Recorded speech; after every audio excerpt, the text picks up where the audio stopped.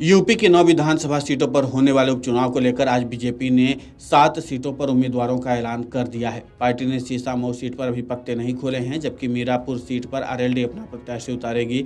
UP में BJP की सहयोगी निषाद पार्टी भी 2 सीटों पर दावा कर रही थी, लेकिन बीजेपी ने इस बार उसको खाली हाथ रखा है।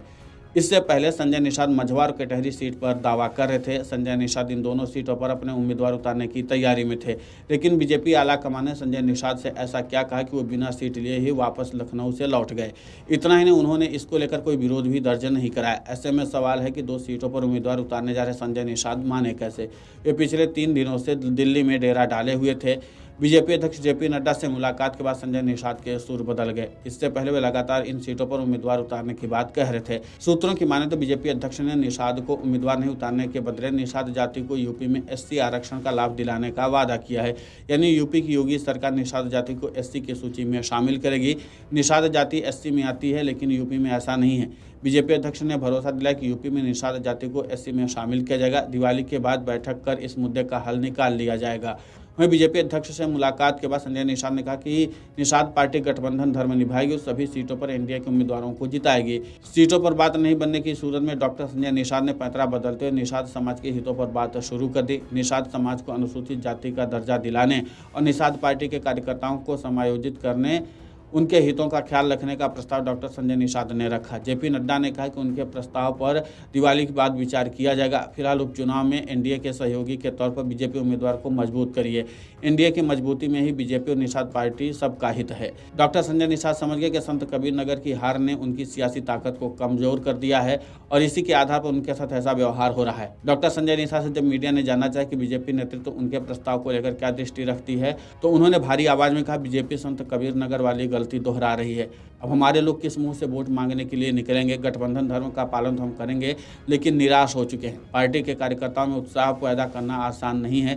संजय निषाद ने यह उम्मीद जरूर जताई है कि दिवाली बाद दिल्ली की तर्ज पर यूपी में भी निषाद समाज को एससी में शामिल करने का प्रस्ताव गंभीरता से विचार में लाया जाएगा।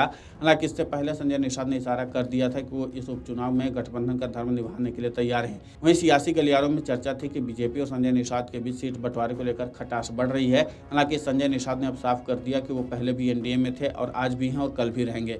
और उन्होंने कहा कि हमने सीट और अपने प्रत्याशी की सूची बीजेपी को दे दी है। बीजेपी को बड़ा भाई और अभिभावक माना है। वो जो फैसला करेंगे हम उसे मानेंगे। संजय निषाद ने कहा कि बीजेपी एक सीट दे या न दे, सिंबल उनका रहे या हमारा रहे, वो जो तय करेंगे हमें मंजूर है। वहीं उन्होंने कहा कि प्रधानमंत्री नरेंद्र मोदी से दिवाली के बाद मिलने का समय मांगा है। पीएम से मुलाकात के दौरान निषादों से जुड़े मसलों पर चर्चा करेंगे, लेकिन फिलहाल यूपी उपचुनाव में निषाद को एक भी सीट नहीं मिली है। लेकिन ऐसे में देखना दिलचस्प होगा कि इस बार सपा पीडीएफ फार्मूला के तहत उपचुनाव में उतर रही है। ऐसे में बीजेपी कौन सा जातीय समीकरण सेट करके सपा के पीडीए का काट निकालती है, क्योंकि संजय निषाद ने तो फिलहाल इस बात का इशारा कर दिया कि बीजेपी संत कबीर नगर वाली गलती को दोहरा रही है।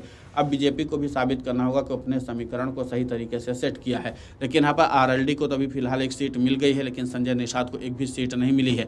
अब संजय निषाद ने फिलहाल अपने आप से तो चुप्पी साध रखी, कोई विरोध भी नहीं किया और उन्होंने जिस तरीके से बीजेपी को एक दिन पहले अभिभावक भी बताया था।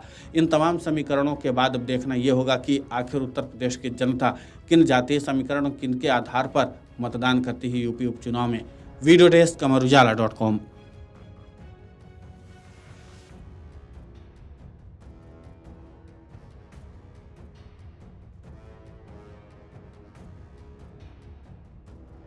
अगर आप ये वीडियो YouTube पर देख रहे हैं तो हमारे चैनल को सब्सक्राइब कर बेल आइकन दबाएं और Facebook पर देख रहे हैं तो हमारे पेज को लाइक करें। 8 मिलियन प्लस सब्सक्राइबर, आपके इस भरोसे के लिए बहुत धन्यवाद।